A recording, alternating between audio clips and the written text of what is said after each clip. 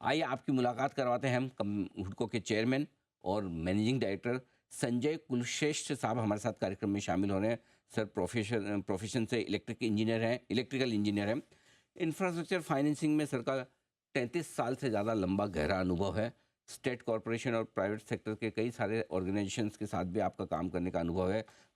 और हुडको के साथ जुड़ने से पहले सर ने 17 साल तक आरईसी में पावर सेक्टर फाइनेंसिंग का भी कारोबार किया, यानी कि इस पूरी फाइनेंसिंग स्पेस की, इंफ्रास्ट्रक्चर स्पेस की बड़ी गहरी समझ संजय कुलश्रेष्ठ साहब को है। सर बहुत बहुत स्वागत है आपका, धन्यवाद हमें समय देने के लिए। आपकी कंपनी काफ़ी सुर्खियों में है, परफॉर्मेंस बहुत ज़बरदस्त आई है पिछले कुछ क्वार्टर्स में, और जिस तरह से अभी इन स्कीम्स का नाम हमने लिया जो सरकार की तरफ से लागू की गई है, उसको इम्प्लीमेंट करने में हुडको का बड़ा योगदान है। बताएं सर, अगले 1 से 3 साल के लिए आपका क्या विजन है हुडको को लेकर? धन्यवाद अनिल जी। सबसे पहले तो बहुत बहुत धन्यवाद, धन्यवाद। बहुत अच्छा इंट्रोडक्शन देने के लिए थैंक यू सर। कंपनी का और मेरा बहुत बहुत धन्यवाद कि जिस थैंक यू। तरीके से आपने कंपनी के बारे में इंट्रोड्यूस किया है अपने दर्शकों को। सबसे पहले तो मैं बताऊं कि हमने शॉर्ट टर्म, मीडियम टर्म और लॉन्ग टर्म 3 तरीके की स्ट्रेटेजी बनाई हुई है। सरकार की योजनाओं को सप्लीमेंट कर और कॉम्प्लीमेंट करने के अलावा हम और भी क्षेत्रों में फंडिंग करते हैं, जिसमें आप एनर्जी को मान सकते हैं, एनर्जी ट्रांजिशन जो प्रोग्राम्स हैं उनके ऊपर भी बात कर सकते हैं। इसके अलावा मल्टी मॉडल कॉरिडोर जो कंट्री में बहुत डेवलप हो रहे हैं उन पर भी हम काम कर रहे हैं। देन नए टाउन प्लान्स हो रहे हैं, सेटेलाइट टाउन्स प्लान हो रहे हैं, उनकी फाइनेंसिंग और कंसल्टेंसी भी हम कर रहे हैं। हम अपने बोरोवर्स को एक बुके प्रेजेंट करते हैं जिसमें फाइनेंसिंग होती है, कंसल्टेंसी होती है, और हमारे ट्रेनिंग इंस्टीट्यूट के जरिए उनके लोगों की ट्रेनिंग होती है ताकि उस एसेट्स को अच्छी तरीके से मेंटेन किया जाए। और जहां तक आपने बात पूछी मुझसे कि हमारा शॉर्ट टर्म या मीडियम टर्म प्लान क्या है, अभी हम 1 लाख करोड़ के ऊपर के यूएम पर खड़े हुए हैं, और इस साल हमारा टारगेट है कि हम करीब 1,20 के आसपास पहुंचेंगे, और अगली साल हम 1.5 लाख करोड़ के यूएम पे आ जाएंगे। पिछले सालों में हमारी जो ग्रोथ हुई है वो काफी रिमार्केबल हुई है। हमारे स्टेक होल्डर्स ने हमें काफी सपोर्ट किया है, वो भले ही बोरोइंग साइड से हो या फिर लैंडिंग साइड पे हो। हमारा एयूएम पिछले 1 साल में करीब 30% बढ़ा है, और साथ ही साथ हमने अपने प्रॉफिट्स को भी काफी बढ़ाया। तो एयूएम में अगले 2 सालों में अच्छी बढ़त और लगभग 1.25 लाख करोड़ तक पहुंचाने की योजना है। सर, कहाँ से बड़ी ग्रोथ की संभावनाएं हुडको को दिखती है? कहाँ आपको लगता है कि बड़ा बिजनेस आपके लिए तैयार हो रहा है? सबसे पहले तो मैं बात करूं, पीएमएवाई 2.0 ये भारत सरकार का बहुत ही हिस्टोरिकल इनिशिएटिव है। पीएमएवाई 1.0 में भी सरकार ने देखा कि करीब 1 करोड़ घर घर बन गए। अब ये जो दो योजना आई हैं वो रूरल और अर्बन, तो टोटल 3 करोड़ हाउस होल्ड्स को बनाने का काम किया जाएगा देश भर में।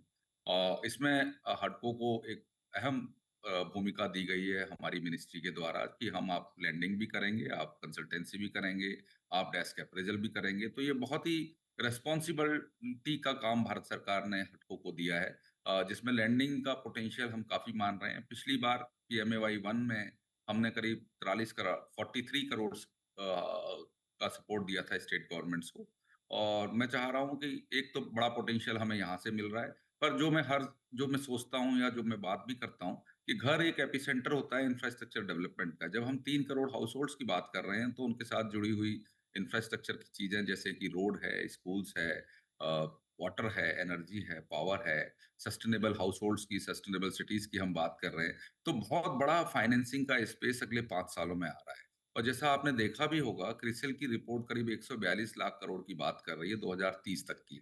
मुझे लगता है ये बहुत ही कंजर्वेटिव फिगर है, और जिस तरीके से भारत सरकार और राज्य सरकार की पॉलिसीज हैं, हम इंफ्रास्ट्रक्चर जो विकसित भारत या विकसित हर स्टेट, अभी विकसित हरियाणा या विकसित राजस्थान या विकसित महाराष्ट्र की बात कर रहे हैं, उस स्पेस में हटको जैसी कंपनियों के लिए बहुत बड़ा अपॉर्चुनिटी मिल रही है। और हडको एक ऐसी कंपनी है जो बहुत ही मिनिमम स्प्रेड और मिनिमम निम पे काम करती है, और हम ये हर वक्त चाहते हैं कि जो भी हमारे एसेट्स बने वो विकसित भारत में एक वाइबल और सस्टेनेबल इंफ्रास्ट्रक्चर का क्रिएशन। सर, आपकी लोन बुक करीबन करीबन 1 लाख करोड़ के आसपास है इस वक्त। किस तरह की लोन ग्रोथ की उम्मीद इस पूरे वित्त वर्ष 2025 के लिए रखी जाए? 2025 में हम करीब 22-23% सीएजीआर से ग्रो कर रहे हैं, ओके। और सेकंड क्वार्टर में आप हमारे रिजल्ट्स देखेंगे बहुत जल्दी। ये पेस हम मेंटेन करेंगे, और 1,20,000 करोड़ हम इस साल में क्लोज करेंगे, और अगली साल के लिए हमने टारगेट 1,50,000 करोड़ का बिल्कुल ठीक बात है। 1,50,000 करोड़ का टारगेट आपने बताया भी है, एयूएम का भी आपने रखा ही है। नेट इंटरेस्ट मार्जिन्स पर आना चाहता हूँ। 3.25% से आपके घटे थे, पिछले क्वार्टर में 3% के आसपास आए थे। अब हम घटती हुई ब्याज दरों की तरफ बढ़ने की तैयारी में हैं, शायद जल्दी से देखने को मिले। आपकी कंपनी ने किस तरह से पोजिशनिंग किया है? हडको को किस तरह का फ़ायदा हो सकता है? और आप क्या लेवल के नेट इंटरेस्ट मार्जिन्स मेंटेन करने का इरादा रखते हैं? देखिए, जो लास्ट ईयर हुआ वो एक्सेप्शनल फिनोमेना था क्योंकि हमारे जो डिसबर्समेंट्स हुए थे लास्ट क्वार्टर में काफ़ी हुए थे। मैंने जॉइन अक्टूबर में किया था, प्लानिंग और सारी चीज़ों को स्ट्रक्चर करने में कुछ वक़्त लगा और लास्ट क्वार्टर में काफ़ी बड़े डिसबर्समेंट हुए, इसीलिए ये निम का फिगर कम दिख रहा है। अदरवाइज़ हमारा निम जो 3.5% और 3.4% के आसपास है, वो हम मेंटेन करेंगे।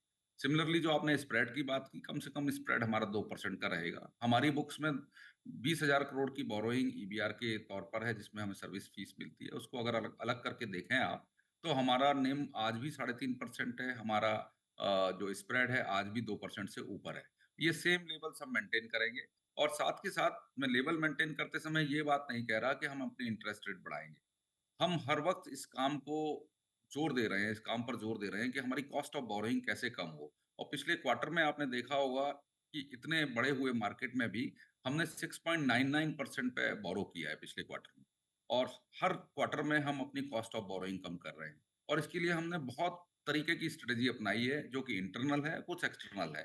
इंटरनल में बताना चाहूँगा हम किस तरीके से अपने एएलएम को मैनेज कर रहे हैं, किस तरीके से हम अपनी प्रोविज़निंग को मैनेज कर रहे हैं, किस तरीके से हम अपने एचक्यूएलए को मैनेज कर रहे हैं, किस तरीके से हमारे जो एनपीए एसेट्स थे उनको रिज़ॉल्व कर रहे हैं। ये इंटरनल तरीके के हमने कोशिशें कर रहे हैं। सिमिलरली हम एक्सटर्नल साइड में फॉरेन करेंसी बोरोइंग कर रहे हैं। आज हम जापान से बोरोइंग कर रहे हैं। पिछले 1 साल में $1 बिलियन से ज़्यादा यूएसडी से ज़्यादा हमारी फॉरेन करेंसी बोरोइंग हो गई है, जिसकी कॉस्ट करीब-करीब 6% पर है। तो इस तरीके से हम चाह रहे हैं कि हमारे बोरोवर्स के ऊपर लोड ना पड़े और हमारे स्प्रेड्स और निम भी मेंटेन होते रहें।